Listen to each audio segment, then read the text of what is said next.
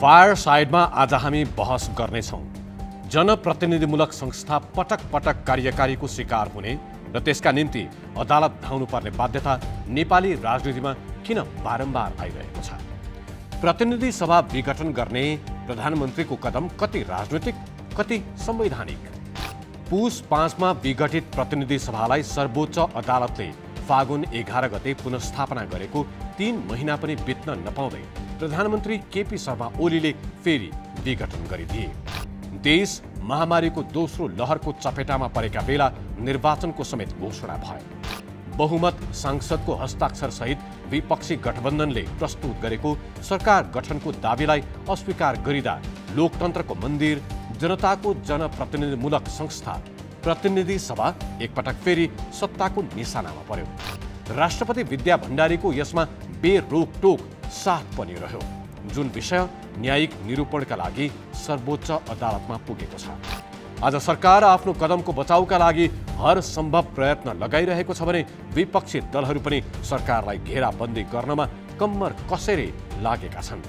एकातिर प्रतिनिधि सभा विघटन गर्ने र त्यसमा रातारात लाल मोहर लगाउने राष्ट्रपतिको कदमको सरकारबाट कुनै न कुनै किसिमको लाभ पाउनेहरू बाहेक अरू कसैले पनि समर्थन गरेको देखिँदैन भने अर्कोतिर विपक्षमा उभिनेहरूलाई उल्टै लोकतन्त्र र बहुदलीय प्रतिस्पर्धात्मक व्यवस्थालाई आक्रमण गर्न खोजेको आरोप लगाइँदैछ। तर यसबीचमा नेपाली राजनीति फेरि एकपटक कठिन गोल चक्करमा फसेको छ। संसद विघटन र निर्वाचन घोषणाको कदम सदर होला या बदर त्यो सर्वोच्च अदालतले गर्ने व्याख्यामा निर्भर रहनेछ। तर सर्वोच्चबाट सदर नै भए पनि तोकिएको निर्वाचन सम्भव छ वा बदर भए त्यसपछिको राजनीतिक परिदृश्य कति सहज होला, प्रश्न उत्तिकै अहम छ। सरकारका आलोचकहरू भनिरहेका छन् जनता रोग र भोकको दोहोरो मारमा परिरहेका बेलाको निर्वाचन बेमौसमी बाजा हो। अहिलेको आवश्यकता भोट हो कि खोप हो। यसकारण पनि आज सबैको ध्यान सर्वोच्च अदालतबाट हुने फैसलामा केन्द्रित भएको छ। के यो राजनीतिक अस्थिरताका बीच देशलाई अदालतले पुनः संविधानले निर्दिष्ट गरेको बाटोमा लैजान सक्ला? यस्तो बेला न्यायालयको भूमिका कस्तो हुनुपर्छ? फायर साइडको आजको अङ्कमा हामी यिनै प्रश्नको जवाब खोज्नेछौँ र आज हामीसँग हुनेछन् सर्वोच्च अदालतका पूर्व न्यायाधीश बलराम केसी।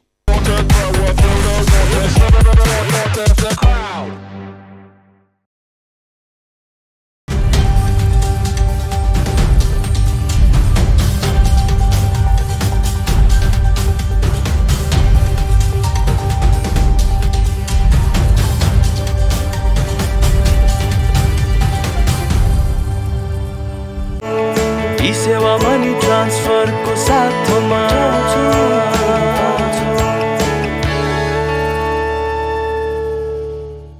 सर्वोच्च अदालतका पूर्व न्यायाधीश बलराम केसी अवकाश प्राप्त जीवनमा पनि न्यायिक सर्वोच्चता र अभिव्यक्ति स्वतन्त्रताका पक्षमा निरन्तर सक्रिय छन्। श्रीमान, स्वागत छ फायर साइडमा। हस्, धन्यवाद, थ्याङ्क यू।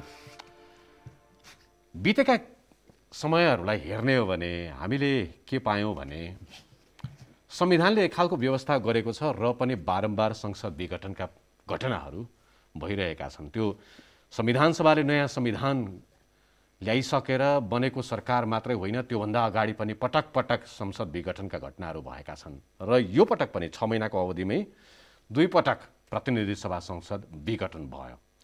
कार्यकारीले आफ्नो तजविजी अधिकार जस्तो गरेर यो संसद विघटन भइराखेको छ। यो अदालतको शरणमा पुग्नु परिराखेको छ। यो के कारण भइराखेको छ? के हामीले विधि साँच्चै ठिक बनाएनौँ वा राजनीतिक संस्कार हाम्रो बनेन वा कतिपयले भने जस्तो संविधान नै हामीले अपुरो बनायौँ, अप्ठ्यारो बनायौँ? के स्थिति आयो यो? हेर्नुहोस्, संविधान निर्दोष छ, संविधानको कुनै दोष छैन। त्यो तराई मधेसको अलिकति डिमान्ड पुरा गर्न बाहेक अरू कुरोमा खाने मुखलाई जुङ्गाले छेक्दैन भनेको जस्तो यो संविधानबाट काम लिन सकिन्छ। बिग्रेको किन भनेदेखि बाहिर पावरमा नजाउन्जेल संविधानवादको कुरा गर्ने, कानुनी शासनको कुरा गर्ने, भ्रष्टाचार मुक्त समाजको कुरा गर्ने, पावरमा गइसकेपछि त्यो पावर ओखडेर बस्ने, अरूलाई आउन नदिने ट्रेन्ड त्यो भयो। यो के भइदियो भनेदेखि हामीलाई 2 करोड 90 लाख जनताले रोजेर पठाएको योभन्दा अगाडिको सिस्टमले राम्रो काम गरेन। हामीले त के भने जनताको वेलफेयरको काम गर्नु पऱ्यो, डेभलपको काम गर्नु पऱ्यो, रुल अफ ल राखिदिनु पऱ्यो, करप्सन कन्ट्रोल गर्नु पऱ्यो। 5 वर्षभित्र मैले के डेलिभर गर्नु पऱ्यो जनताको अपलिफ्टमेन्टको लागि भन्ने महसुस भएन। के भइदियो भनेदेखि मलाई चुनेर पठाइहालेँ, म बोल्न सक्छु, त्यसमा यो अखबार किन छोड्ने, मैले यो बस्नुन्जेल बस्ने हो, होइन भने म यो सिटै भाँच्दै जान्छु, अरूलाई किन दिने भन्ने जुन एउटा सानो सूक्ष्म बुद्धि चाहिँ नेताहरूमा आयो, त्यो कारणले हो। न त के भनेदेखि त्यो कन्स्टिट्युसनको अहिले हरेक सबै धाराको अहिले क्रियाशील पनि भइसकेको छैन, इन्फान्ट स्टेजमा छ। अहिले त्यो प्रधानमन्त्रीको हामीले हरकत हेर्ने भनेदेखि उहाँले के गर्नु भनेदेखि आफूले पहिला विघटन गरेको कुरो कोर्टमा च्यालेन्ज हुने नै भयो, च्यालेन्ज भयो। कोर्टले के गरिदियो, यो सक्छ यसले, अर्को गभर्मेन्ट दिन सक्छ यसले, तिमीले किन विघटन गरेको, विघटन गर्न पाउँदैनौ भनेर कोर्टले भन्यो। सेकेन्ड के भन्यो भनेदेखि तिमीले सायद त्यो बोलाउँदैन सङ्ख्या लाग्यो होला, कोर्टले डेट पनि तोकिदियो। त्यसको फुल टेक्स्ट पनि आएको छैन, अहिले फुल टेक्स्ट नै आएको छैन, के लेखेको छ नै थाहा छैन। अहिले ती 5 जना न्यायाधीश बाहेक अरूलाई थाहा नै छैन, तयार गर्दैछन् उनीहरू। अहिले फेरि गर्नु मतलब त अनि यसले त्यो संविधानले त दोष पाउने नै भने वास्तवमा संविधान निर्दोष छ। नेताहरूको एउटा त्यो बुद्धि नपुगेको, नेताहरूमा चाहिँ के भने पावर हङ्ग्री भए नेताहरू त्यहाँ गइसकेपछि I have to deliver to the people, अनि फेरि अर्को 5 वर्षमा आउनुपर्छ भन्नेपट्टि भएन। 5 वर्ष आएको छु, अर्कोपल्ट केही ठेगान छैन मेरो, यही बेलामा मैले गर्ने भन्नेपट्टि गएको कारणले यो भएको। योले के देखाउँछ भनेदेखि नि यो देशमा कन्स्टिट्युसन टिक्ने अवस्था देखिँदैन यही ताल हो भने, not because of constitution but because of नेताज। यही ताल हो भनेदेखि त्यो संविधानले दोष पाउनु बेर छैन, अनि फेरि अर्को आन्दोलन हुनु बेर छैन, अवस्था देखिरहेको छु। न त there is no reason to justify that this parliament I couldn't take any help from this parliament भन्ने कुनै प्रश्नै छैन। तपाईँले गम्भीर प्रश्न उठाउनु भयो, यही तरिकाले जाने हो भने संविधान फेल हुन सक्ने स्थिति हुन सक्छ भनेर तपाईँले इङ्गित गर्नु। एक्ज्याक्टली मैले त्यो भनेको, आफ्टर अल गएर यही ताल हो भने नेताहरूले आफ्नो दोष देख्दैनन्, संविधानमा यो पुगेन त्यो पुगेन यो राख नहुने रहेछ भन्न बेर छैन यो। जबकि संविधान निर्दोष छ, पर्फेक्ट छ, त्यसबाट काम लिन काफी छ। म तपाईँलाई एकछिन बाहिर लिएर जाउँ, अमेरिकन कन्स्टिट्युसन आजभन्दा 240 वर्ष अगाडि लेखियो, त्यो यति सानो यति छोटो छ र विस्तृत पनि छैन त्यो। त्यो उनीहरू अमेरिकनले कहिले पनि दोष दिएनन्, जम्मा 29 पटक संसदमा त्यसले काम गरिरहेकै छ। त्यसपछि हामी जापान जाने भने जापानिज आफू संविधान बनाएको त होइन, सेकेन्ड वर्ल्ड पछि म्याकर्थर कमान्डर इन चिफले बनिदिएको, जापानिजले कहिले दोष दिएनन्। हामीले 19 सालको संविधान त डेमोक्रेसी थिएन, दोष दिने भयो। त्यसपछि 47 सालको बुलन्द संविधान भयो, त्यसलाई तोडमोड गर्नु पर्दैन थियो, एक्सपान्ड गरिदिए पनि हुन्थ्यो। अब अहिले आएर यति विस्तृत छ, यति डिटेल छ, अब अहिले त्यसलाई दोष दिन लाग्यो। अब हुँदा प्रधानमन्त्री कस्तो, हामीले देश कस्तो प्रधानमन्त्री भयो, मलाई त के डर लाग्छ भने तपाईँ गर्नुहोस्, आस्था तपाईँ हाम्रो आस्था प्रधानमन्त्री भयो, आस्था राष्ट्रपति भयो। अहिले मलाई के डर लाग्छ, फेरि अर्को पटक पनि यी दुवै जस्तामा यी दुवै आइदिए अथवा दुवै जस्तो आइदियो भने त यो देश खत्तम भएन भन्ने मलाई पिर लाग्न लाग्यो अहिले।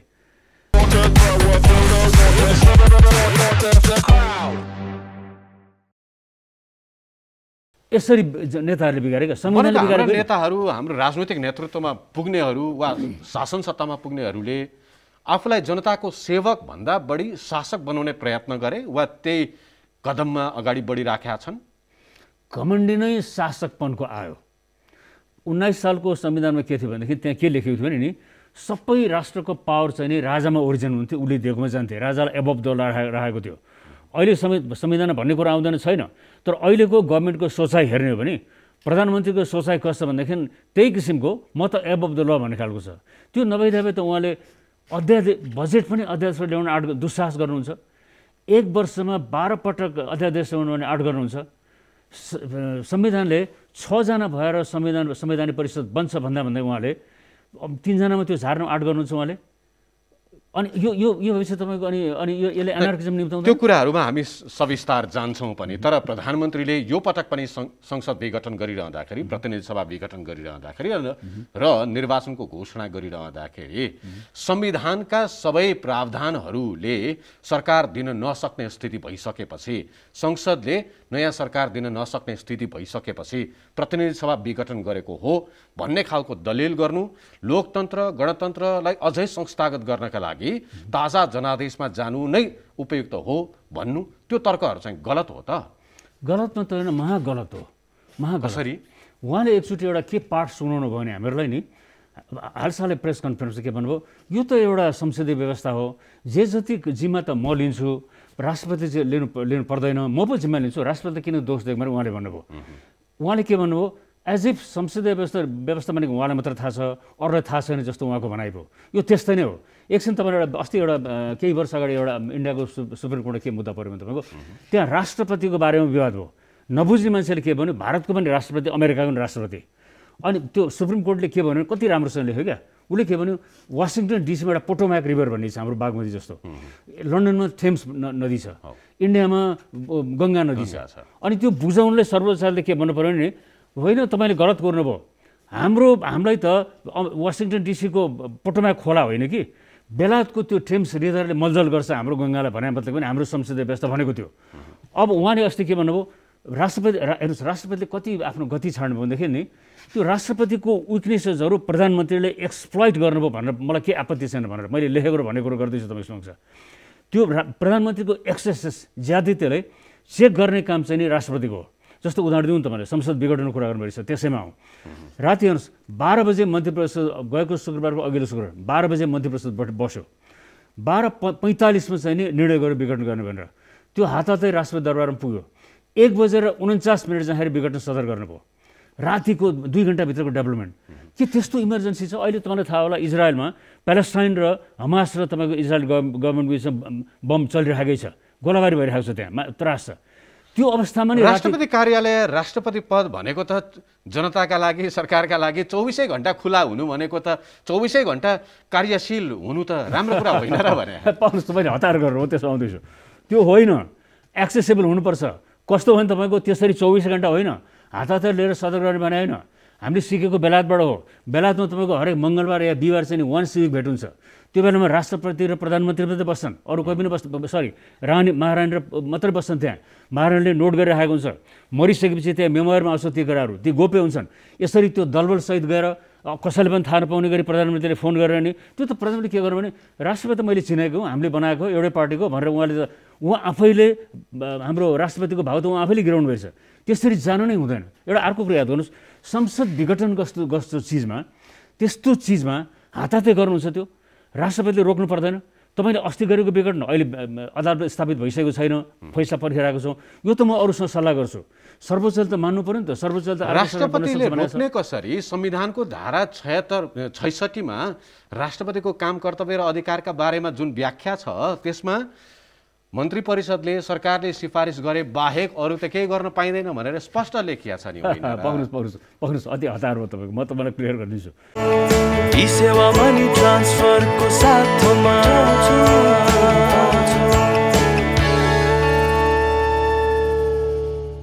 त्यो कस्तो भन्दैन एउटा धारा 66(2) भन्ने छ त्यो के भने हामीले उस बेलायतको परम्परा हो किन पहिला त्यहाँ त एब्सोल्युट राजतन्त्र थियो सबै हाम्रो पञ्चायत जस्तै थियो अनि उनलाई थामथुम गर्न के गर्यो भने सबै महारानी हजुरको सबै राजा हजुरबाट हुने कुरो हजुरकै सरकार हो हजुरकै मन्त्री हो हामी इलेक्सनमा जान्छौँ अब जस हामी बोक्छौँ हामीले लिएर आएको कुरो राजा रानीले हामी चढाउँछौँ त्यसपछि सबै काम हुन्छ भने फकाएको थियो हाम्रो सिस्टम त्यो संसदले त्यही गरेको उस हाम्रो प्रधानमन्त्रीले रिकमेन्डेसन चल्ने नै हो तर कस्तो भने तपाईँको तुरुन्त हात लगाउनु पर्दैन तपाईँलाई उदाहरण दिउँ के भने हाम्रो विधेयक 275 जनाले पास गर्छ नि विधेयकलाई ऐन बनाउँछ नि त्यसमा पनि हतार गर्दैनन् रोक्नुपर्छ अधिकारै दिइरहेको छ संविधानले यो म एकचोटि पुनर्विचार गर्नु पर्यो यस्तो चिज त नेपाललाई आवश्यक पर्दैन भनेर सोध्न सकिन्छ फिर्ता गर्नुपर्छ फेरि पठाएको त सबै गर्नुपर्छ यिनै राष्ट्रपतिले पनि राजधानी विधेयक त फिर्ता पठाउनु भयो यिनले पठाएको हुन् त्यो हाम्रो शेरबहादुर देउवाको एउटा अध्यादेश त 2 महिना यिनैले रोकिदिएको हुन् पछि पुष्पदाहाल गइसकेपछि अनि फुक्का गरिदिएको यिनैले रोकिराखेका छन् मैले भने नि यसले त कस्तोमा तपाईँ गर्नुहोस् यो संसदीय व्यवस्थाको नेपालमा कस्तो हेर्नुहोस् यस्तो गरिब ठाउँको पहिलो महिला राष्ट्रपति सेकेन्ड भयो नि पहिलो महिला राष्ट्रपति कत्रो सम्मानको पद हो नि त्यो जुन हामी राजा वीरेन्द्रलाई अथवा ज्ञानेन्द्रलाई पहिला गरिन्थ्यो नि त्यो सम्मान त्यही पाउने पद हो पावर पनि त्यही हो खालि फरक नारायण छ त्यहाँ बसेको तर यस्तो बिगारदेखि संविधान बुझ्ने मान्छे र तपाईँको सिभिल सोसाइटीलाई त हेतरी कस्तो राष्ट्रपति यस्तो नै हुन्छ केही रहन्छ सबै ल्याप्चे मार्का रहेछ भन्ने प्रभाव त उहाँले नै पार्नुभयो त्यो पद सविस्तारमा नागरिकले बुझ्ने गरेर पनि बताउँ तपाईँ सर्वोच्च अदालतमा त्यति लामो समय कार्यान्वयन भएको व्यक्तित्व हुनुहुन्छ संविधान कानुनको ज्ञाता हुनुहुन्छ यस अगाडि पनि संसद विघटन भइरहँदाखेरि त्यति बेला पनि प्रश्न उठेको थियो के राष्ट्रपतिमा स्वविवेकीय अधिकार हुन्छ भन्ने प्रश्न थियो आज पनि त्यो प्रश्न छ तर कतिपयले के भन्छन् भने हाम्रो संविधानले राष्ट्रपतिलाई गणतन्त्रको प्रतीक भनेर प्रधानमन्त्रीले भन्नुहुन्छ त्यस्तै संविधानको संरक्षक मात्रै हो पालक मात्रै हो तर स्वविवेक प्रयोग गर्ने अधिकार राष्ट्रपतिलाई कतै किटान गरेर उल्लेख गरिएको छैन भनेर कानुनका जानकारहरूले भन्छन्। तपाईँ के भन्नुहुन्छ? हेर्नुहोस्, यो बडो सजिलो क्वेसन छ तपाईँको, बडो बुझ्न सजिलो छ। म तपाईँलाई प्रश्नवाद दिन्छु। हेर्नुहोस्, हो त्यो जसले भने उसमा म सहमत छु। त्यो प्रधानमन्त्रीले धारा 66(2) अन्तर्गत सिफारिस गरेको काममा नाइ भन्नै पाइँदैन। रोक्न सक्नुहुन्छ केही दिनको लागि, बुझ्नु सक्नुहुन्छ, वकिलहरूलाई सल्लाह गर्न सक्नुहुन्छ, अनि उसले त स्वीकार गर्नै पर्छ। नगरेमा त उहाँलाई महाभियोग लागिहाल्छ, त्यसमा त विवादै गर्न मिल्दैन। हो, तर फरक केसमा तपाईँको जब प्रधानमन्त्री राजीनामा गर्छ अथवा विश्वासमतबाट जान्छ अथवा मर्छ, प्रधानमन्त्री खाली भयो भने चाहिँ नि उहाँले कसैको पनि सल्लाह लिनु पर्दैन। जस्तो अहिलेकै केसमा हुन हामी प्रधानमन्त्रीले विश्वासमत पाउनु भएन, तर उहाँ लाजै नमानिकन राजीनामै नगरिकन बस्दिनु भयो। हुँदा त्यसपछिको पनि उहाँले दाबी गर्नुभयो। कति लाजमर्दो काम। हेर्नुहोस्, यो बेलायतले के भन्ला, इन्डियाले के भन्ला, ठिक हो। त्यो खालि कुन बेला उहाँले सोभिक अधिकार हो भने तपाईँको त्यो पनि संविधानको धारा 76 को 1, 2, 3 र 5 मा रहेर त्योभन्दा बढी जान सकिँदैन। प्रधानमन्त्रीले प्रधानमन्त्रीको पद खारिज भइसकेपछि अर्को प्रधानमन्त्री नियुक्ति गर्न पर्दा चाहिँ नि उहाँको सोभिकले रोल खेल्छ। त्यति बेला त प्रधानमन्त्री हुँदैन, राजीनामा गरिसकेका हुन्छ। त्यो फेरि विश्वासमत गुमाएकोले सल्लाह पनि लिनु पर्दैन। जसले राजीनामा गर्छ छोड्छ त्यसको सल्लाह लिनु पर्दैन। ई सेवा मनी ट्रान्सफरको साथमा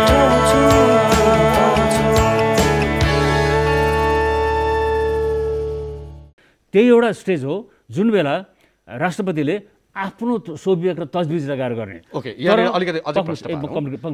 तर कुन भने त्यो 76, 1, 2, 3 र 5 भित्र त्योभन्दा बाहिर जान सक्नुहुन्न। फेरि त्यतिमा मात्रै, त्यो पनि स्टेज बाई स्टेज। संविधानको धारा 76 जसमा मन्त्री परिषद गठन सम्बन्धी व्यवस्थाहरू सिलसिलावार रूपमा उपधाराहरूमा उल्लेख गरिएको छ, त्यहाँ चाहिँ राष्ट्रपतिले स्वविवेकीय अधिकार प्रयोग गर्न सक्ने ठाउँहरू छन्। सल्लाह नलिकन म करेक्सन गर्छु, त्यहाँ पनि सोभिकन कस्तो भने पहिला त हेर्नुहोस्, जस्तो मेजोरिटी नआएकोमा त कुरै भएन।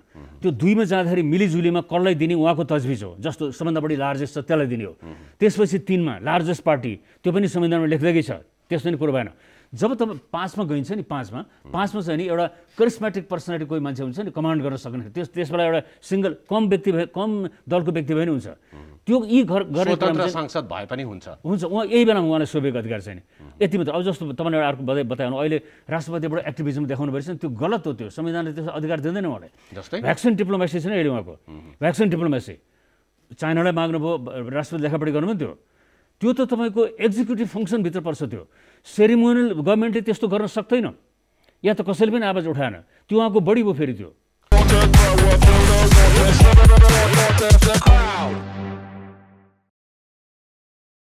सन्दर्भवश आयो प्रसङ्ग, तर यसमा अलिकति खोतल्न चाहन्छु। राष्ट्रपतिबाट चीनमा पत्राचार भएको छ, फोन वार्ता भएको छ, भारतमा पत्राचार भएको छ, बेलायतमा महारानीलाई पनि अमेरिकामा भएको छ। यो सबै राष्ट्रपतिको अधिकार क्षेत्रभित्र पर्दैन। उहाँले त के भने धारा अहिले कण्ठ आएन मलाई, त्यहाँ के भने हाम्रो डिप्लोमेटिक क्रेडेन्सियल लिने भएर भयो है। अनि त्यो डिप्लोमेटहरूले नि आउँदाखेरि एकचोटि हेड देशले भेट्छन्, जाने बेलामा कोर्टिस कल र फेरल कल गर्छन्, त्यति बेला उहाँले भेट्ने हो। यो त एक्जिक्युटिभ फङ्सन। मान्छे भट्टाभट मरिरहेछन्, भ्याक्सिन ल्याउनु पऱ्यो, नेपालले बनाउँदैन, इन्डियाले दिन नसक्ने भयो, जम्मा गर्नु पऱ्यो नि। त्यो प्रधानमन्त्रीले के गरेर बसे? उहाँले 66 उहाँको धारा 76 को उहाँको अधिकार भयो, उहाँले राष्ट्रपति उठाउनु मिल्छ? त्यो संविधानको सीमा नागे होइन यो। तर नेपाली जनताले त अहिले सरकारले नगरेको काम राष्ट्रपतिबाट भइरहेको छ भनेर खुसी मनाइरहेका छन् त। हेर्नुहोस्, यो कस्तो भने तपाईँको अब तपाईँलाई कुरा भन्दा पछि आउँदै भन्नुहुन्थ्यो, हिजो प्रधानमन्त्रीले के गर्नुभयो, उहाँले संविधान पल्टाउनु भएन। संविधानमा प्रश्नसँग धारा 95 मा लेखेको छ, आर्टिकल 95 मा के लेखेको छ भने तपाईँको 1 वर्षको प्लान एन्ड पोलिसी हुन्छ नि, गभर्मेन्टले के काम गर्ने भन्ने कुरो, त्यो प्रधानमन्त्रीले लेखिदिने, राष्ट्रपतिले संसदमा गएर पढिदिने काम हो त्यो नीति तथा कार्यक्रम। एक्ज्याक्टली कार्यक्रम। अब हिजो प्रधानमन्त्रीले पढिदिनु भयो, अब आफ्नै कारणमा मिडिया राखेर पढिदिनु भयो, अब गर्ने के तपाईँको? अब मान्छेले भन्लान् ओहो कस्तो बहादुर प्रधानमन्त्री, राष्ट्रपतिको बोल्दै आफै बोल्दा रहेछन्, कति तारिफ गरेर मान्छेले गाउँ गाउँमा। त फेरि त्यो वक्तव्यलाई त नीति तथा कार्यक्रम भनेर भन्दा पनि भनिएन। त्यही स्टाइलमा छ उहाँको, यस्तो गरिने छ उस्तो गरि, कहाँबाट उहाँले त्यो अधिकार पाउनुभयो? जब तपाईँको संसद उहाँले विघटन गर्नुभयो, राष्ट्रपतिले एड्रेस गर्ने त अन्त होइन, उहाँले त खुला मञ्चमा गर्ने त होइन, राष्ट्रपतिले बस्नु डबलीमा गर्ने त होइन, गर्ने ठाउँ उहाँले बन्द गरिदिने, त्यो काम आफैले गर्ने। अब यो भएपछि तपाईँको अनि तपाईँले यो अब होइन, हामी नबुझ्ने हो भने त हामी बडो तारिफ गरेको हुन्छ राष्ट्रपतिको, ओ वाह उहाँले कार्यकारी अधिकार प्रयोग गरेर भ्याक्सिनै मगाइदिनु भयो, भ्याक्सिन डिप्लोमेसी, त्यो भन्दै भइगयो नि। गलत हो त्यो, संविधानले अधिकार दिँदैन। तपाईँले बेलायतको महारानीले कहिले गरेर सुन्नुभएको छ? अहिले इन्डियाको राष्ट्रपतिले कहिले गरेर सुनेको छ नि? अहिले त्यो भ्याक्सिन त क्यानाडा पनि चाहिएको, अस्ट्रेलिया पनि चाहियो, न्युजिल्यान्ड पनि चाहिएको, हरेक देशलाई चाहिएको छ। साना हुन् ठुला हुन् सबै देशलाई चाहिएको छ। ई सेवा मनी ट्रान्सफरको साथमा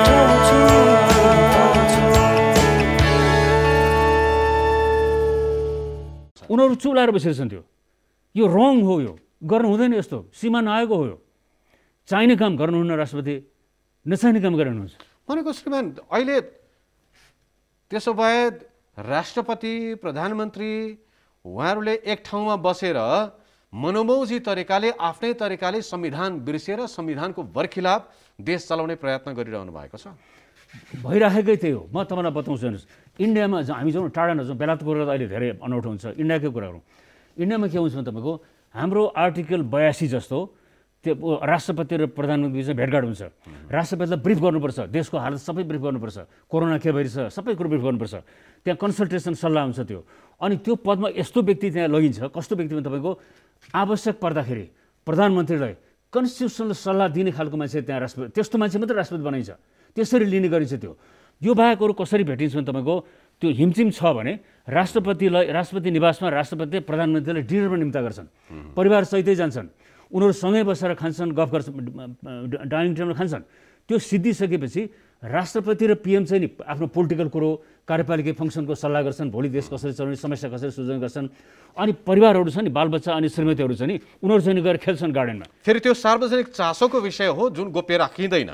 यस्तो यो राखिन्छ, यो त राष्ट्र आफूले कुन कुरो गोप्य राखिन्छ कसरी सोध्न पाइँदैन भने जुन हाम्रो फर्मल अफिसियल मिटिङ हुन्छ नि प्राइम मिनिस्टर र राष्ट्रपतिको बिचको, जस्तो हप्ताको एकचोटि इमर्जेन्सीमा बेला बेला जान पनि सकिन्छ, त्यो चाहिँ नि सेक्रेटरी पनि राखिँदैन। त्यहाँ दुईजनाको मात्रै गोप्य, कोर्टमा मुद्दा पऱ्यो भने कोर्टले नि माग्न पाउँदैन, त्यो चाहिँ नि त्यति गोप्य।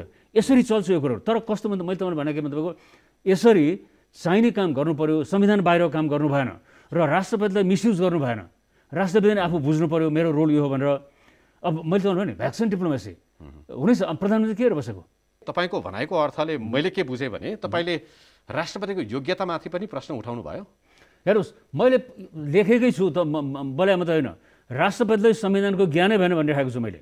उहाँले भइदिएको भए, किनभने तपाईँको रोक्नु पर्थ्यो उहाँले त कसरी जानु भइरहेछ भने नि मैले तपाईँलाई भनेको थिएँ त्यो राष्ट्रपतिको पदलाई म बडो सम्मान गर्छु, त्यो प्रधानमन्त्रीको पदलाई पनि सम्मान गर्छु, र व्यक्तिको म कुरा गर्दिनँ, त्यो पदको म कुरा गर्छु।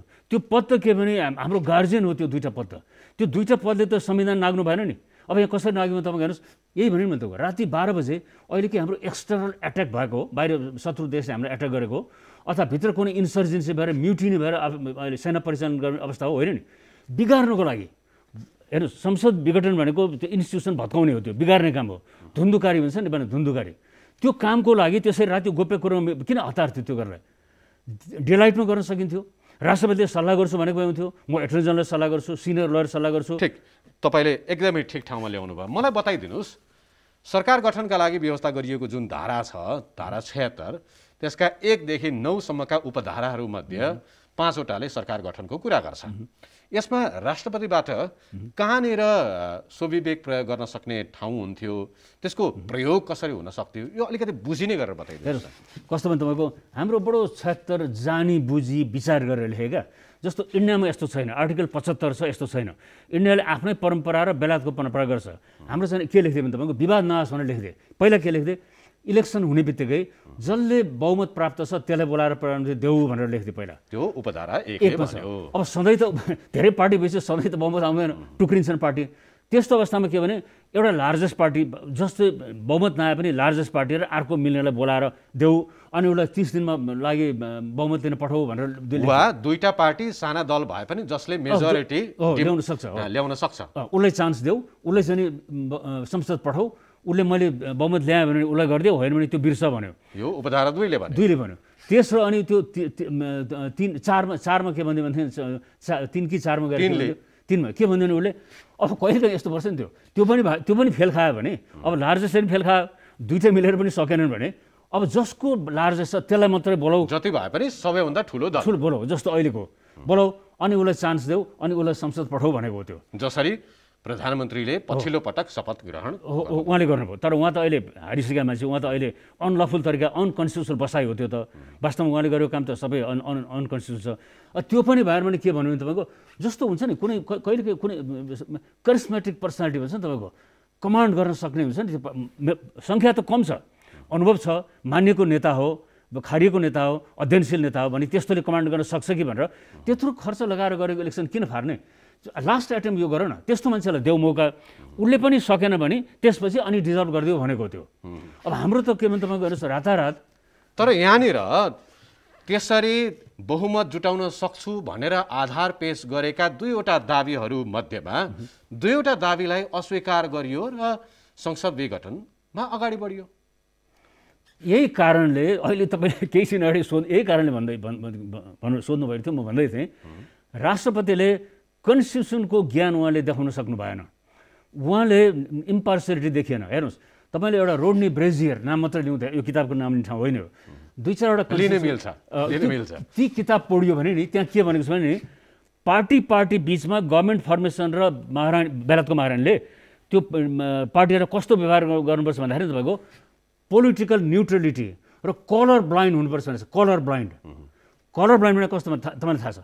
कुनै जात धर्म लिङ्ग केही नदेख्ने कि त्यसरी व्यवहार गर्नु, कलर ब्लाइन्ड र उनी रङ्गै नचिन्ने त्यस्तो किसिमको उहाँको अनुशासन चाहिन्छ। अब हाम्रोमा के भयो हेर्नुहोस्, त्यहाँ ऊ शेरबहादुर देउवा गइरहेकै थिए 100 कति लिएर, अनि 2 घन्टा अगाडि प्रधानमन्त्री भन्दै थिए बनाउनुहोस्, मैले छोड्दिएँ भन्दै हुनुहुन्थ्यो, मैले सक्दिनँ। उहाँ फेरि पुग्नु भएछ 153 सांसदको समर्थन छ भनेर पुग्नु भएछ। अब हेर्नुहोस् त्यहाँ कहाँ उहाँले कहाँ कलर ब्लाइन्ड होइन कि कलर देख्नुभयो भने नि यो मेरो पार्टी अर्कोपट्टि छुट्याउनु भयो नि, त्यो अपोजिसनले विथ स्ट्रेन्थ गइसकेपछि त्यसले समान ट्रिटमेन्ट पाउनु पर्थ्यो। मिडिया उहाँले इम्पार्सियलिटीको कुरा गरेँ मैले, उहाँ के भने तपाईँको यसलाई भेदभावपूर्ण भनौँ न, समान व्यवहार नगरेको, कुर्नु परेछ सबैजनाले पाएनछन्। त्यसपछि तपाईँको उसको बढी देखाइरहेको थियो, अनि त्यसपछि ओली पुग्नु भएछ। ओली त अलरेडी त्यो मान्छे हारिरहेको मान्छे हो नि, त्यो विश्वासमा दबाएर। अनि त्यहाँनिर के भन्छ त्यो फेरि निर्णय गर्ने ठाउँ त संसद हो, त्यति बेला त संसद मारिएको थिएन, त्यसपछि संसद मारिएको थिएन। त्यो त्यति बेला उहाँले त्यो के यो विश्वासमा टेस्ट शेरबहादुर देउवाको त विश्वासमा त टेस्ट नै भएको थिएन नि, टेस्ट भएको थिएन नि, परीक्षण भएको थिएन नि। उहाँले सांसदको हस्ताक्षर सहित दाबी पेश गर्नुभएको थियो, त्यो दाबी प्रमाणित गर्नका लागि संसदमा जानु पर्थ्यो, ठाउँ थियो नि त्यो। हो अब त्यो अनि त्यसले गर्दाखेरि तपाईँको उहाँबाट अलिकति त्यो असमान व्यवहार देखियो क्या। उहाँ केपी शर्मा ओलीलाई प्रधानमन्त्री फेरि नियुक्त गरेर उहाँलाई पनि संसदमा उहाँको दाबी पुष्टि गर्ने ठाउँ दिनु पर्थ्यो। यस्तो हुन्छ तपाईँको अब हामीले संविधानै कन्स्टिट्युसन उहाँहरू त दुवैजनाले, एकजनाले 153 एकजनाले 149 को दाबी त पेश गर्नुभएको हो। हेर्नुहोस् हामीले सिक्नु त बेलायतबाट कन्स्टिट्युसन सिस्टम त्यो भएको होइन। त्यहाँ के भन्छ भने तपाईँको विश्वास म तपाईँलाई दुईवटा मलाई नाम लिइदिनुहोस्। एउटा डेभिड क्यामेरोन 14मा प्राइम मिनिस्टर थिए, ब्रेक्सिटको ईबाट निस्किने कुरा भएको थियो, उनले त्यो रेफरेन्डम गराए, उनको कुनै पर्सनल थिएन, रेफरेन्डममा 52-48 भयो, उसको अनुसार त भएन, तुरुन्तै राजीनामा दिए। वास्तवमा 52ले उनी चाहिँ नछोड्ने पक्षमा थिए, राजीनामा दिए। अर्को त्यसपछि टेरेसा मे भन्ने चाहिँ पिएम भए। उनले के गर्यो भने तपाईँको त्यहाँको कानुनअनुसार नै 650 संसदको बहुमत चाहिन्छ विघटन गर्न, सोध्नुपर्छ। 650मा 522ले विघटन गर्न अनुमति दिए। विघटन किन गरेको भने तपाईँको त्यो अलि हाम्रो त्यहाँको हाउस अफ कमन्स भन्छ नि, हाउस अफ कमन्समा बढी मेजोरिटी आयो भने त्यो EU को 26वटा नेसनसँग नेगोसिएसन गर्न बल मिल्छ भनेर त्यो गरेको। तर उहाँ त खत्तम भयो, के झिनो मेजोरिटी 1-2 मात्रै भयो, तुरुन्तै राजीनामा गरे उनले। मोरालिटी पर्याप्त छैन भन्ने उहाँलाई लाग्यो, किनभने अलरेडी मेजोरिटी थियो, गर्नै पर्दैन थियो, बढी ल्याउने आशय गएको आएन। अब के गर्ने भन्दा प्रेस्टिज इस्यु आयो क्या। त्यसरी अनि हाम्रो कन्स्टिट्युसनल कन्भेन्सन त्यसरी बस्छ। अब हाम्रो त हेर्नुहोस्, अब अहिले त हाम्रो के अरे उहाँ त जुनमा नि फिट एकपटक संसदमा विश्वासको मत प्राप्त नगरिसकेपछि दोहोऱ्याएर फेरि सार्वजनिक रूपमा म विश्वासको मत आर्जन गर्न समर्थ छैन, यो 30 दिनभित्र मैले विश्वासको मत आर्जन गर्न सक्ने कुनै ठाउँ नदेखेपछि मैले मार्ग प्रशस्त गरेँ भन्नुभयो, राजीनामा दिएको प्रसङ्ग उल्लेख भएन।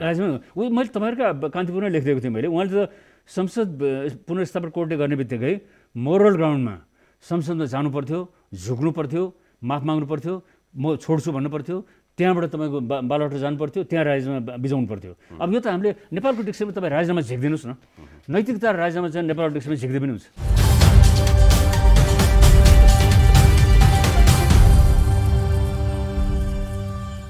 म अर्को प्रसङ्गमा पुग्नुभन्दा पहिला त्यो दाबीका बारेमा जसरी चर्चा गरियो, जसरी विश्लेषण गरियो, राष्ट्रपति कार्यालयबाट जुन तर्क पेश भयो, विपक्षी गठबन्धनमा हस्ताक्षर गरेका सांसदहरू अर्को कुनै दलका नेताहरू हुन्, सांसदहरू हुन्, जुन दलले उनीहरूलाई अर्को प्रतिस्पर्धी दलको सरकार बनाउनका लागि अनुमति दिँदैन, त्यसकारण त्यो वैधानिक छैन भन्ने खालको जुन तर्क गरियो त्यो कति वैध कति अवैध? अब यो चाहिँ तपाईँको यो अलिकति तपाईँको यो चाहिँ तपाईँको अहिले जुन मुद्दा परिरहेको छ नि, हो त्यसकारण म तपाईँलाई प्रश्न गरेँ। त्यो मुद्दा परेको विषयले अब यो चाहिँ अहिलेसम्म योभन्दा अगाडिसम्म तपाईँ हामीले के कुरा गऱ्यौँ भनेदेखि कन्स्टिट्युसनको आर्टिकल 76, 2, 3, 4, 5 को थ्योरिटिकल कुरा गऱ्यौँ। त्यो त्यति बेला कोर्टको मुद्दा पसेको थिएन। अब यो चाहिँ मुद्दा पसिसकेपछि यो घटना भयो। मेरो विचार हामी यहीँ यो विषयमा चाहिँ नि किन मैले तपाईँलाई कहाँसम्म तपाईँको जवाफ दिएँ भने तपाईँको 71 के अरे 76 को 2, 3, 4, 5 को स्किम मैले बताएँ तपाईँलाई। यही कन्टेक्स्टमा मैले बेलायतको कुराहरू गरेँ। योसम्म तपाईँ हामी कुरा गर्न सक्छौँ। अब यो भित्रको चाहिँ नि जुन छ नि भित्रको खेलहरू यो चाहिँ नि अब तपाईँको कोर्टले सेटल गर्न दिउँ हामी चाहिँ नि। यसमा अदालतले आफ्नो खालको फैसला गर्दा बहस चलिराखेको छ, त्यो सम्मान गर्दै मैले बुझ्न चाहेको के हाम्रो संविधानले त्यसरी निर्दलीय सरकार बनाउनको लागि बाटो दिन्छ? यो हेर्नुहोस्, यो त तपाईँलाई यति छोटो म भन्न सक्छु। यसले के ल्याउँछ भने तपाईँको हाम्रो के अरे अहिले छ नि लोकतान्त्रिक सङ्घीय लोकतान्त्रिक व्यवस्था, त्यसबाट थप्नुपर्ने हुन्छ। सङ्घीय लोकतान्त्रिक पञ्चायती व्यवस्था हुनुपर्छ छैन कि यसरी एउटैमा वान म्यान सो भएर यो देश अगाडि बढ्ने हो भने अपोजिसनलाई अब तपाईँलाई के कुरो चाहिँ भन्न मिल्छ सुन्नुहोस्, यो कुरो भन्न मिल्छ। त्यो अहिले तपाईँको क्वेसन कोर्टको भयो, त्यसमा चाहिँ नि नभनौँ हामी। के मिल्छ भने तपाईँको प्रधानमन्त्रीले प्रेस कन्फरेन्समा के भन्नुभयो तपाईँले हेर्नुहोस्, लाजै नमानिकन संविधान नहेरिकन उहाँले के भन्नुभयो, मलाई सपोर्ट नगर्ने विघटन गर्छु भन्नु उहाँले भनेको कुरो। अर्को कुरो के भन्नुभयो, तपाईँहरू आउनुहोस् म विघटन गर्दिनँ एउटा भन्नुभयो। अर्को के भन्नुभयो, तपाईँहरू आएपछि मिलिजुली सरकार चलाउँ भन्नुभयो। उहाँलाई तपाईँको अन्तरिम संविधानको ह्याङओभरले अझ छोडाइरहन्छ। अन्तरिम संविधान त एउटा संविधान बनाउनु त आएको थियो, त्यो त लङ टर्म होइन। त्यसमा त्यो गभर्मेन्ट फर्मेसनमा किन चिज गरेर टाइम वेस्ट गर्ने? टाइम त अमूल्य छ देशको लागि त। त्यस कारण हतपत गरेर चाँडै संविधान लेखौँ अनि इलेक्सनमा गएपछि अनि त्यहाँबाट गरौँला भनेको त्यसले। डेमोक्रेसीमा संसारमा कहीँ पनि बिना अपोजिसनको त प्रजातन्त्र नै हुँदैन। अमेरिकामा तपाईँको ट्रम्पको अलिकति ट्रम्प पनि अलिक छाडै नै थिए, उनको पनि अलिकति जाने बेलामा पनि बाहिर निस्किने अलिक असामान्यता 2 चोटि इम्पिचमेन्ट खेपे उनले पनि कहिल्यै त्यो डेमोक्रेटिक दुःख दिए त्यसमा आउनु हामी सबैजना सरकार बनाउँ भनेर नि भन्नै हुँदैन। त्यो अपोजिसन त्यही भएर त मैले अहिले सोधिरहेको छु, विपक्षी गठबन्धनले 149 जना सांसदको हस्ताक्षर जुन लगेका थिए त्यो हस्ताक्षरमा 2 दर्जन भन्दा बढी नेकपा एमालेका सांसदहरूको हस्ताक्षर छ। यदि त्यसरी गरिएको दाबी अनुसार नै सरकार गठन भइदिएको भए प्रतिपक्षी भने चाहिँ को हुन्थ्यो? अब तपाईँको यो चाहिँ जवाफ म दिन सक्छु। यो कोर्टमा मुद्दा पस्नु अगाडि यो घटना भयो। कोर्टमा मुद्दा पस्नु अगाडि घटना हामी छलफल गर्न सक्छौँ। हेर्नुहोस्, त्यहाँ के थियो भने राष्ट्रपतिले उहाँको कलर ब्लाइन्ड र पोलिटिकल न्युट्रलिटी भइदिएको भए, उहाँले संविधान बुझेको भए के भन्नु पर्थ्यो, तपाईँ त अझ 3 दिनमा 27 दिन त बाँकी नै छ, तपाईँ विश्वासमा दिनु भएन। अहिले यो त फेरि 2तिर आयो, पहिला त यिनीहरूले तपाईँले समर्थन गरेको थिएन भन्दै भए हुन्थ्यो नि, त्यो के बिग्रिन्थ्यो र उहाँले त्यो भनिदिनु भएन। त्यसैले भइदिएको कारण हो क्या। त्यसरी सरकार गठन भइदिएको भए हाम्रो संसदीय अभ्यास जीवित रहन्थ्यो हाम्रो। अनि तपाईँले भनेको कुरा म थपिदिइहाल्छु। अहिले त्यो हर कुरो कोर्टको मुद्दा भन्नु नि तपाईँले। हेर्नुहोस्, कोर्टको मुद्दा त जाने नै भयो नि। जब त्यो संविधानको क्वेसन आउँछ, संविधानको व्याख्या गर्नुपर्ने हुन्छ, त्यति बेला त कोर्टमा जाने नै भयो। कोर्ट आफैले निम्ता गरेको त होइन। कोर्टले अरू 24,000 मुद्दा छैन, टाइम छैन, कोर्टले किन निम्ता गर्थ्यो? आएपछि कोर्टले इन्कार गर्नु मिलेन। कारण चाहिँ नि कोर्ट होइन कि त्यो कज अफ एक्सन चाहिँ नि बाहिर कार्यपालिका हो, प्रधानमन्त्री हो यो कज अफ एक्सन चाहिँ नि क्या। अब यो त हेर्नुहोस् न, त्यो संसद विघटन भइसकेपछि चुप लाएर बसेर मैले गरेको त मलाई त कोर्टले दनक दियो, बदर गरिदियो, फैसला आएको छैन। अहिले मैले कहाँ त्यस्तो नयाँ हेर्नुहोस्, संविधान त्यही छ, संविधान संशोधन भएको छैन, प्रधानमन्त्री त्यही हो, देशको परिस्थिति त्यही नै हो। कुन नयाँ कज उत्पन्न भएर विघटन गरेको हेर्नुहोस् त्यहाँ। कोर्टमा कसरी गए भनेदेखि 146 जना सांसदहरू लाइन लाएर कोर्टमा जसरी गए मुद्दा हाल्नका लागि, त्यसको मेसेज चाहिँ के हुन्छ? हेर्नु, त्यसको भने अहिले पनि यस्तो कार्यपालिका भद्रगोल छ, राष्ट्रपति मान्छेलाई आस्था छैन, प्रधानमन्त्री आस्था छैन, तर आस्था एउटा अझै पनि कोर्टमा बाँकी छ भन्ने कुरो देखाउँछ यसले। किन यो एउटा न्याय गर्ने ठाउँ हो, यसले आफ्नो न्यायबाट विचरण हुँदैन। त्यस कारण यसले पहिला पनि हामीलाई मद्दत गरेको थियो, त्यस कारण अहिले पनि ती जानबाट गएको यो पोजिटिभ हो क्या त। अब हेर्नुहोस्, अहिले अब यो अध्यादेशको हेर्नुहोस् चक्र, अध्यादेशको चक्र, यो छाडापन बजेट अध्यादेशबाट यस्तो देश पनि हुन्छ। तपाईँ सर्वोच्च अदालतका पूर्व न्यायाधीश हुनुहुन्छ। मैले तपाईँलाई यो प्रश्न सोध्न मिल्छ मिल्दैन, तपाईँले त्यसको जवाब दिनु मिल्छ मिल्दैन, तर पनि म यो सोध्ने दृष्टता गर्दछु। स्योर, तपाईँले राष्ट्रपति र प्रधानमन्त्री त्यो संस्थाप्रति आस्था रहे पनि हाल बहाल रहेका प्रधानमन्त्री र राष्ट्रपति पदमा जो बहाल हुनुहुन्छ उहाँप्रति आस्था मेरो सकियो भनिरहँदाखेरि कतिपयले प्रधानमन्त्रीलाई बा भन्छन्, आई लभ यु केपी बा भनेर नारा लगाउँछन्। ती चाहिँ को हुन् त जसले बा भनिरहेका छन् प्रधानमन्त्रीलाई? तपाईँले सोधिहाल्नुभयो, म अहिले तपाईँको मिडिया मार्फत म उहाँलाई सल्लाह दिन्छु, अझै 1.5 वर्ष बाँकी छ, रिफर्म गरौँ, यस्तो छाडा नहौँ भन्छु। म के भन्छु भने नि अहिले पनि उहाँले मेट्न सक्नुहुन्छ। म पनि एउटा बोनाफाइड भोटर हुँ, मैले अहिले कन्स्टिट्युसन बुझेको छु।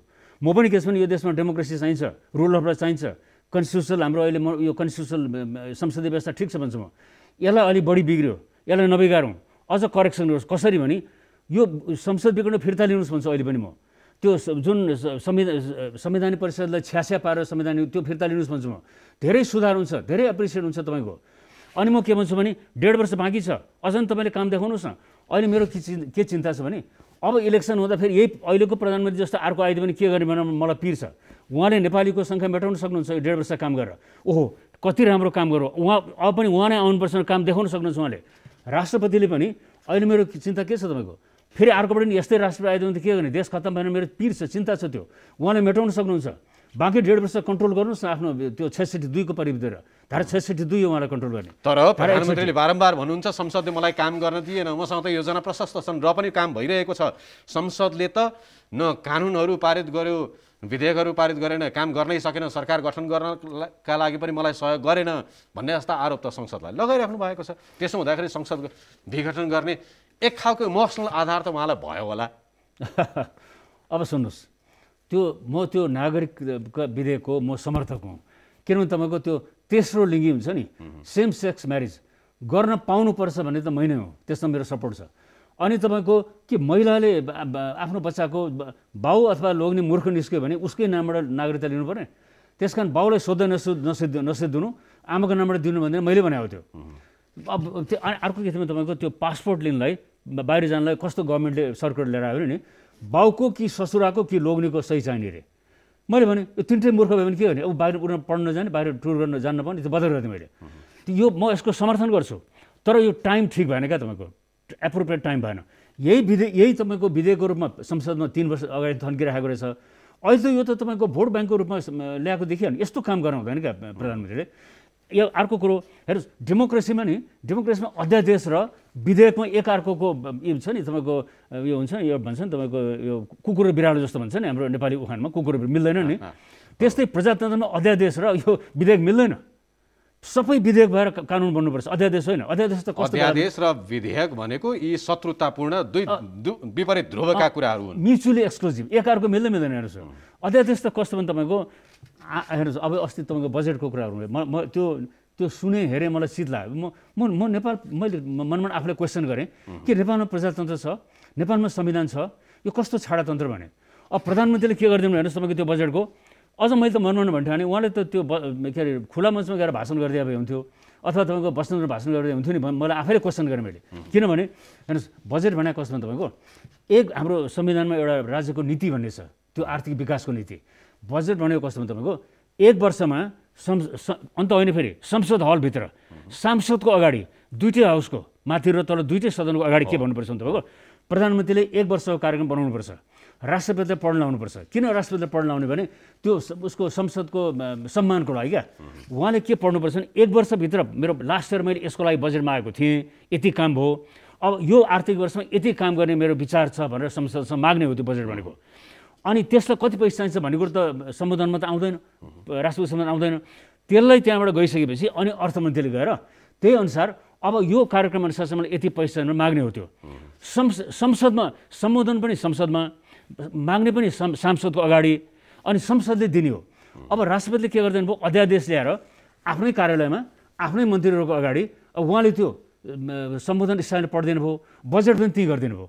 कस्तो गजब, त्यहाँ गर्नु सट्टा आफ्नो कार्यालयमा संसदको अगाडि गर्ने, आफ्नो कार्यालयमा गर्ने, सांसदको अगाडि गर्ने, आफ्नो मन्त्रीको अगाडि गर्ने, अनि त्यसले भ्यालिडिटी पाउने। म त यही प्रसङ्गमा अब अध्यादेशको कुरा गरिरहँदाखेरि त यो बिचमा दर्जनभन्दा बढी अध्यादेश आयो पोहोर सालदेखि अहिलेसम्मको स्थितिमा। अब यो अध्यादेशबाटै आएको बजेटको सन्दर्भमा कुरा गरिरहँदाखेरि पनि आफैले प्रतिनिधि सभा विघटन गरेको घोषणा गरेर निर्वाचन समेत घोषणा गरिसकेको सरकारले पूर्ण आकारको बजेट ल्याउन मिल्ने भन्ने प्रावधान चाहिँ संविधानले के भन्छ त्यो बारेमा? काम चलाउको हैसियतमा पुग्या हो नि सरकार, होइन? एक हिसाबले त्यो काम चलाउ सरकारले पूर्ण बजेट ल्याउन मिल्छ र त्यसको कार्यान्वयनमा प्रश्न उठ्दैन, कदापि मिल्दैन, इन्टेन्सनमा प्रश्न उठ्दैन। टु द पोइन्ट जवाफ दिउँ, टाइम कम होला। यसबारेमा महालेखा परीक्षकले राम्रोसँग रिमार्क लेख्नुपर्छ, असंवैधानिक बजेट लेख्नैपर्छ, लेख्नुहोस् भनेर म रिक्वेस्ट गर्छु तपाईँको मार्फत। अर्को कुरो के भन्नु तपाईँको, यो बजेटलाई असंवैधानिक भनेर करार गर्नुपर्छ। महालेखा परीक्षकले भन्नु बानी बिग्रिन्छ। हेर्नुहोस्, 1 वर्षमा 12वटा अध्यादेश आयो, 1 वर्षमा 12। यो के अहिले तपाईँको मार्सल लगाएको देश होइन नि यो तपाईँको इन्सर्जेन्सीले दुःख दिएर तपाईँ हरान टेरर भएको देश होइन नि। त्यसो गर्न कहाँ पाइन्छ त्यो? तर सर्वोच्च अदालतले फैसला नगरिसकेसम्म त त्यो वैध होइन र? हो, छाडापन हो क्या, छाडापन हो यो प्रधानमन्त्री छाडापन हो। अब अदालतले के भन्दा हेर्नुहोस्, अब कस्तोमा तपाईँको बेलायतमा जाउँ एकछिन।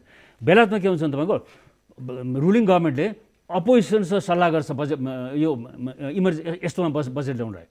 ऊ इलेक्सन डिक्लेयर भइसकेपछि ऊ त केयरटेकर भयो, हाम्रो त अहिले केयरटेकर हो। केयरटेकर गभर्मेन्टले बजेट ल्याउँदा अपोजिसनसँग सल्लाह गरेर उसँग सहमति गरेर अनि त्यतिको मात्र ल्याउँछ उसले, 1 वर्षको ल्याउँदैन उसले। हेर्नुहोस्, नेपालमा यति छाडा छ, खास गरी अहिले यो प्रधानमन्त्रीको यति छाडा काम भइरहेको छ कि उहाँले त्यति पढ्दै हुन्थ्यो, सल्लाह लिँदै हुन्थ्यो नि।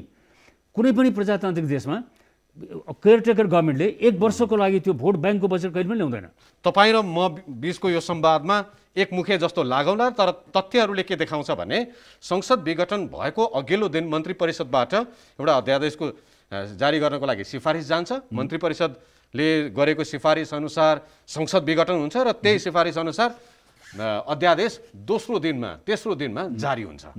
यो भनेको त त्यो अध्यादेश जारी गर्नैकै लागि पनि संसद विघटन गरिएको जस्तो पनि देखिन्छ। प्लान्ड र सुनियोजित क्या हो। हेर्नुहोस् न, हाम्रो लिखित संविधानमा प्रष्ट लेखिदिएको छ नि, जेठ 15मा बजेट भनेपछि र बजेट माग गर्ने त मन्त्रीसँग त होइन। के भन्छ तपाईँको, नो ट्याक्सेसन विदाउट लेजिस्लेसन भन्छ क्या। हेर्नुहोस्, राज्यको 3टा पावर हुन्छ, धेरै छन्, 3टा मात्र कुरा गर्छौँ अहिले टाइमले गर्दा। एउटा इमिनेन्ट डोमेन भन्छ, जग्गा प्राप्त गर्ने औद्योगिक विकासको लागि। अर्को पुलिस पावर अन्तर्गत तपाईँ हाम्रो स्वतन्त्रता हामीले बदमासी गऱ्यौँ भने त छुन्नको लागि पुलिस पावर अन्तर्गत कानुन बनाउने एउटा हुन्छ त्यो। अर्को के हुन्छ भने त ट्याक्सेसन पावर हुन्छ। यही ट्याक्स, किन यो त हामीले तिरेको कर गएर सञ्चित कोषमा थुप्रिन्छ, त्यसै त खर्च गर्न पाइएन। जनप्रतिनिधिको अनुमति मात्र खर्च गर्न पाइन्छ। त्यहाँ थुप्रिने हुनाले सरकार चलाउनको लागि सरकार चलाउने प्रधानमन्त्रीले राष्ट्रपति मार्फत त्यहाँ सम्बोधन गरेर यो काम गर्छु भनेर देखाउने, अनि आफ्नो अर्थमन्त्रीलाई पठाउने, यति बजेट माग भनेर पठाउने, अनि त्यो सांसदहरूले अनुमति दिने हो। अब यहाँ त के भयो तपाईँको, त्यही मन्त्रीहरूले सुन्ने, त्यही मन्त्रीहरूसँग बजेट माग्ने। अब कस्तो क्यारेक्टर खेला हेर्नुहोस्, संसारमा कहीँ हुन्छ यस्तो?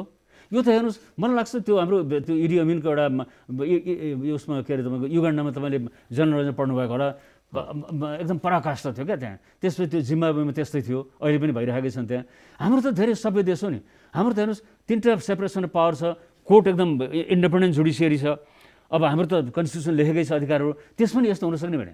अब आजको स्थितिमा त नेपाललाई पनि तपाईँले जसरी जिम्बाब्वेको उदाहरण दिनुहुन्छ, युगान्डाको उदाहरण दिनुहुन्छ, त्यसै गरी नेपालको उदाहरण उता दिने भयो। यो त के भन्छ, गिनेस बुकको रेकर्डमा चढ्छ त। 1 वर्षमा 12वटा संविधान भन्नलाई के तपाईँको डेमोक्रेसी रे, रुल अफ ल छ रे, मार्सल ल छैन रे, कुनै इन्सर्जेन्सी छैन रे, पिसफुल कन्ट्री हो रे। युएनमा तपाईँको ह्युमन राइट कमिसनमा पनि सदस्यता पाइरहेकै छ, पिस किपिङ मान्छे पठाएकै छ। तर भित्र हेर्नुहोस्, तपाईँको बजेट माग्ने, ट्याक्स तिरेको पैसा मन्त्रीसँग माग्ने भने मन्त्रीले सुनाउने मलाई यो चाहिन्छ भनेर, कि त्यो सांसदले सुनाउने? मन्त्री परिषदमा बजेट माग्ने आफैले। त्यसैले मैले अहिले बरु त्यो भाषण त डबलीमा गरिदिए हुन्थ्यो, बरु धेरै जनताले त सुन्थ्यो नि। अब अदालतमा विचाराधीन मुद्दालाई प्रभावित गर्ने यो संवादको कुनै इन्टेन्सन नियत पनि छैन, नगरौँ पनि। त्यो सम्मान, अदालतप्रति सम्मान राख्दै केही प्रश्नहरू छुँदैनौँ। आसपासका प्रश्नहरू पनि मसँग छन्। ती प्रश्नमध्ये कतिपयको प्रश्न तपाईँले दिन मिल्छ मिल्दैन। इजलासमा हिजो आज जे प्रश्नहरू उब्जिरहेका छन्, संवैधानिक इजलासमा रहेका न्यायाधीशहरूमाथि जुन खालका प्रश्नहरू उठिरहेका छन्, त्यो प्रश्न उठाउन जायज हो या त्यो उठ्ने स्थिति आफैमा डरलाग्दो हो? यो के थियो भने तपाईँको, म त्यहाँ हुँदाखेरि एकचोटि के हो भने तपाईँको, पछि ती मान्छे एटर्नी जनरल हुन पुगे। ती एउटा पार्टी, अब अहिले त एटर्नी जनरल त पार्टीकै मान्छे आउनु भयो। अनि उनले आएर के भन्छ, अलिकति मेरो उसबाट मैले मुद्दा गर्दाखेरि हराउँदाखेरि त्यो पार्टीले असर परेको थियो। एकजना वकिल आएर के भने, जुन मुद्दा नै हामी मेरो मुद्दा तपाईँ सम्मानले हराइदिनुहुन्छ, मेरो मुद्दा नहेर्नुहोस् भने यही नै भने तपाईँको। म र अर्को एकजना डिभिजनमा थियो, त्यो रिस पोखेँ उनले, मैले एउटा लाइटै लिएँ। तपाईँको मुद्दा हेऱ्यो भने तपाईँ हटाउनुहोस् न, म हेर्दा हेरिदिनु भने। उनले मलाई के भने, मलाई छोड्नुहोस् भनेको उनले। मैले भने कुन मुद्दा छोड्ने कुन म थाहा पाउँछु त्यो कुराहरू तर म प्रति तपाईँको शङ्का चाहिँ हटाउनुहोस् न मेरो बेन्चमा परेको मै अनुमति दिन्छु नि भनेको थिएँ मैले अब यहाँ अहिलेको जुन घटना हिजो म अपडेट छु त्यसमा जुन घटना घट्यो नि त्यो यो चाहिँ मैले हिजो एउटा तपाईँकै मिडियासँग कुरा पनि गरेको थिएँ मैले के भनेको थिएँ नि उनीहरूले आफ्नो कुरो भने थियो यसलाई प्रधान मेरो आर्टिकल आजकोमा छ मैले के भने यसलाई सिरियसली नलिनुहोस् भने फुल कोर्ट राखेर फुल बेन्च होइन कि फुल कोर्टमा एक्चुअली छलफल गर्नुपर्छ भनेको छु मैले त्यो प्रकाशित छ आज काठमाडौँ प्रश्न त्यसो भने मैले किनभने मैले तपाईँको यसलाई वेकअप कलमा मान्नु पर्यो त्यो वकिलहरूले फेरि सिनियर लयरहरू छन् त्यहाँ सानो प्रश्न गरिहालेँ फुल कोर्ट भनेको 11 सदस्य होइन त्यो भने सबै न्यायाधीश बस्ने त्यसले मुद्दा हेर्दैन त्यसले त्यो एडमिनिस्ट्रेटिभ काम गर्छ त्यसले अदालती प्रक्रिया कसरी चलाउने भन्ने बस एक्ज्याक्टली त्यो गर्छ त्यसले मुद्दा छिन्दैन त्यसले त्यो जुडिसियल पावर एक्सर्साइज गर्दैन त्यसले एडमिनिस्ट्रेटिभ पावर एक्सर्साइज हो मैले आज त्यही छाप्दैकै छु काठमाडौँमा मैले के भने प्रधानमन्त्रीले यसलाई सिरियसली नलिउँ बरु के सोच्नु भने हामीले वेकअप कल मानौँ बिउजाले भन्ठानौँ र आजको दिनमा फुल कोर्ट राखौँ त्यो फुल कोर्टमा सल्लाह गरौँ अनि त्यो त्यस्तो भन्नुपर्ने अवस्था किन आयो त्यो रुट कज त त्यो हो नि रोग लाग्दाखेरि प्रपर डायग्नोसिस भएपछि त रोग निको हुन्छ नि त्यो सिटामोल खाएर त रोग निको हुँदैन अलिकति दर्शकका लागि पनि प्रश्न पारिदिउँ अदालतीय प्रक्रिया चलिरहँदाखेरि संवैधानिक इजलासमा 5 जना जुन सदस्यहरू छन् प्रधान न्यायाधीश सहित अन्य 4 जना न्यायाधीशहरू तीमध्ये 2 जनाको निष्पक्षतामाथि वकिलहरूले प्रश्न उठाएका छन् संवैधानिक इजलासमा पर्टिकुलरली यो मुद्दामा उहाँहरू रहनुहुन्न भनेर वकिलहरूले प्रश्न उठाएको प्रश्न म गरिरहेको छु के त्यसरी प्रश्न उठ्नु आफैमा अदालती प्रक्रिया चलिरहँदाखेरि बहसका क्रममा त्यसरी उठाउनु जायज हो या होइन अर्को यो उठाउनु पर्ने स्थिति किन आयो सामान्य कुरो हो यो म तपाईँलाई एक्सन इन्डिया लिएर जान्छु कति हो 2019 हो कि 2017 जस्तो लाग्छ त्यहाँ ठ्याक्कै यही घटना भयो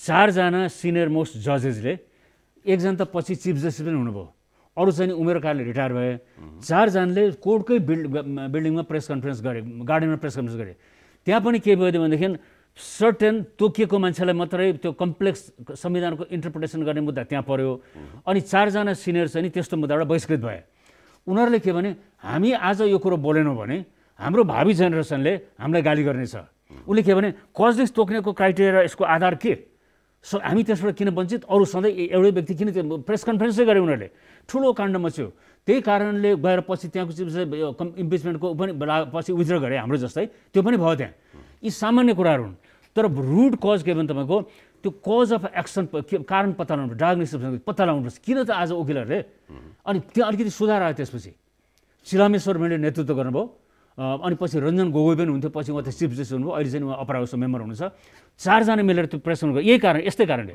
त्यस कारण यसलाई किनभने हेर्नुहोस् यो कोर्ट भनेको कसमा तपाईँको कुनै कामलाई कोर्टले मुद्दालाई लिएर स्क्यान्डलाइज गर्छ भनेदेखि कन्टेम्प्ट हुन्छ स्क्यान्डलाइज भनेको के भने त्यसलाई काण्ड मचाउने क्या फलानले यस्तो बदमासी गर्यो फलानले यस्तो गर्यो भनेर काण्डमा स्क्यान्डलाइज त्यसको नेपाली वर्डमा एक्ज्याक्ट होइन स्क्यान्डलाइज यसलाई अब काण्ड भन्ने के भने त्यस्तो गर्न पाइँदैन हुँदैन अरू कुरो त तपाईँ हामीले अहिले छलफल गरिरहेको छौँ नि हामीले कन्स्टिट्युसन कुरो गरिरहेको छौँ हामीले कुन चाहिँ तिमीले मुद्दा यसरी फैसला उसरी भन्दैनौँ नि त्यो कुरो त्यस्तै यो इजलासको कुरो गठन भइरहेको छ नि त्यसमा चाहिँ त्यो आपत्ति जुन आयो फेरि सिनियर नाम चलेका लयरबाट आइरहेछ वरिष्ठ अधिवक्ता हजुर शम्भु थापा बद्रीराज कार्की उनीहरू त मान्यगण्य मान्छे हो नि त्यसै उनीहरू बोल्दैन नि त्यस कारण त्यसलाई चाहिँ नि वेकअप कल मान्नुपर्छ प्रधानमन्त्री फुल कोर्ट राख्नुहोस् मेरो सल्लाह मलाई अर्को के भने अब त्यो एउटा बरु यस्तै समिति गठन गर्नुहोस् तर त्यसो भनिरहँदाखेरि यो प्रश्न पनि जवाफ तपाईमा निहित हुनेछ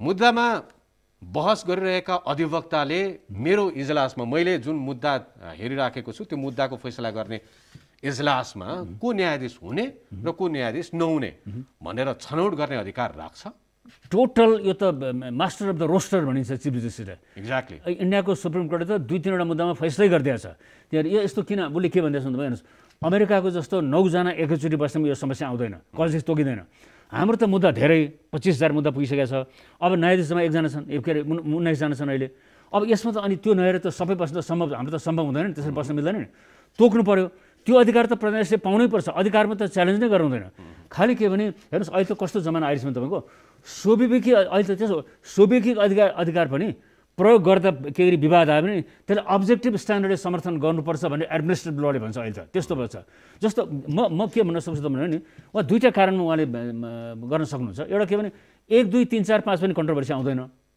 सिनियरिटी आधारमा नम्बर 1, 1, 2, 3, 4, 5 अर्को के भने तपाईँको एक्सपर्टिज न्यायाधीशको एक्सपर्टिज अनुसार त्यहाँ त एक्सपर्टवाला छन् नि, जस्तो कर्पोरेट लका कोही छन्, कोही चाहिँ अब हाम्रो ह्युमन राइटका छन्, कोही इन्टरनेसनल लका छन्, धेरै छन् नि त्यो अनुसार पनि गर्न सक्छ। उहाँको तजविज अधिकार हो त्यो। खालि हिजो उनीहरूले के खोजे भनेदेखि मैले पेपरमा थाहा पाएको छ नि, उहाँहरू यस्तै विषयमा कमिटेड जज हो, जस्तो त्यो पार्टी दुईवटा हो नि, उहाँ त्यो कमिटेड भयो, अनि अर्कोमा चाहिँ त्यो निस्सा नदिएको हो। त्यसले गर्दा तपाईँहरू कमिटेड हुनाले यसमा नबस्दै हुन्थ्यो भने उहाँको मैले बुझेको पेपर अनुसार। मैले तपाईँलाई यो प्रश्न सोध्नुको कारण के हो भने यसरी प्रक्रिया, यो अदालती प्रक्रिया यसरी चलिराखेको छ, न्यायाधीशको निष्पक्षतामाथि अधिवक्ताहरूले प्रश्न उठाइरहेका छन् र यो संवैधानिक इजलास यही रहोस् वा अर्को होस्, परिवर्तन होस्, त्यो आफ्नो ठाउँमा छ। भोलि यो प्रक्रिया चल्दै जाँदाखेरि यस्तो खालको इजलासले फैसला जे गर्छ त्यो फैसलामाथि पनि प्रश्न उठ्ने ठाउँहरू त दीर्घकालसम्म रहला नि त। यो त नजिरका रूपमा इस्टाब्लिस हुने मुद्दाहरू भए। हो सुन्नुहोस्, अब के अरे अब तपाईँलाई म आफ्नै कुरो गर्छु, तपाईँले अनुमति दिनुहोस्। योभन्दा पहिलो विघटनमा मैले आर्टिकल पनि लेखेको थिएँ, टिभी पनि बोलेकै थिएँ, 5 जना पुगेन भनेको थिएँ। मैले के भनेको थिएँ भने तपाईँको पहिला त्यो पहिलाको विघटनमा त 11 जनाले स्ट्यान्डर्ड बसिसकेको छ। अनि मैले अर्को पनि के भनेको थिएँ, एकचोटि त्यो लास्ट इयरको कोरोनामा त्यो 19 जना न्यायाधीश बसेर एउटा त्यो हदम्यादको कुरा गरेँ नि, त्यो नजिर होइन, त्यो फैसला होइन, त्यो त आदेश हो, प्रशासकीय हो। त्यो खालि उहाँहरूले प्रशासकीयले मानिदिन मात्रै त्यो इजलासमा लिएर जानुभयो। मिडियामा आएको थियो कुराहरू, मैले आर्टिकल लेखेको थिएँ। त्यसलाई 19 जना चाहिँ न्यायाधीश युज गर्ने, यस्तो कुरोमा चाहिँ त यो जुन त्यहाँ झगडा थियो नि लार्जरमा जानुपर्छ भन्ने, मैले त्यसमा 5 होइन लार्जरमा मैले लेखेकै थिएँ त्यति बेला। अहिले पनि तपाईँको मिडियाबाट म के इजिली भन्न सक्छु भने नि, अब पहिलाको देखियो नि 5 वटाले त सरकारले टेरेन, हुँदैन भन्दा विघटन गरिदियो। अब त 13 जनामा राख्दै हुन्छ नि, विवादै आउँदैन त्यो। त्यस कारण यो अहिले यस्तो प्रणालीले यसलाई के लिनुपर्छ नि, यो फ्रिडम हो। कोर्टले चाहिँ के मलाई व्यक्तिगत गाली गरेका छ, वकिलहरूले मलाई व्यक्तिगत गाली गरेको होइन, मैले गरेको जजमेन्टलाई स्क्यान्डलाइज गरेको होइन। खालि उनीहरूको माग के भनेदेखि 5 जनाको सट्टा योले पहिला हेरिसकेको नराख भनिदिएको, त्यो त उहाँले एक्सेप्ट गरिदिनु राम्रो हुन्छ। त्यो त यो उहाँको एडमिनिस्ट्रेटिभ डिसिजन हो। यो कुनै जुडिसियल हामी जुडिसियल पावर उहाँले युज गरेको हामी सिकाउन सक्दैनौँ, हामी राय दिन सक्दैनौँ। एडमिनिस्ट्रेटिभ पावरमा जति पनि कुरा गर्न मिल्छ, अनि पो तपाईँको सोसाइटी अगाडि बढ्छ, अनि पो तपाईँको विवाद आउँदैन। यो त अननेसरी विवाद हो नि। यो प्रधान न्यायाधीशले त्यसरी संवैधानिक इजलास गठन गरिरहँदाखेरि प्रधान न्यायाधीश र अन्य 4 जना न्यायाधीश भनिरहँदाखेरि मर्यादा क्रममा 2, 3, 4, 5, 6 यसरी आउनु सबैभन्दा उपयुक्त हुन्थ्यो। क्वेसन बेस्ट हुन्छ, किनभने उहाँलाई नै डिफेन्ड गर्न गाह्रो पर्छ। तपाईँहरू के कुरा गर्नुहुन्छ, मैले 1 देखि 5 सम्म राखेँ सिनियरिटी, कसको कम्पिटेन्सी म किन त्यो मूल्याङ्कन गरेँ उहाँले भन्न सक्नुहुन्थ्यो। अर्को के भने किन नागा भन्यो भने नि, मैले त हेर्नुहोस् यो फिल्डको एक्सपर्ट हेरेको छु। पहिला लयर हुँदा कन्स्टिट्युसनमा बहस गरेको एकजना हुनुहुन्छ त्यहाँ, यस्तै यसमा बहस गरेको मान्छे हुनुहुन्छ त्यहाँ, संविधानविद हुनुहुन्छ त्यहाँ, इन्टरनेसनल लको एक्सपर्ट हुनुहुन्छ त्यहाँ। त्यो जस्टिफाई गर्न मिलिहाल्छ नि त्यो। यी सबै प्रशासकीय कुराहरू हुन्, बाहिर डिस्कसन हुनसक्छ यी कुराहरू, तपाईँ हामीले डिस्कसन गर्न सक्छौँ, कुनै आपत्ति मान्नु पर्दैन।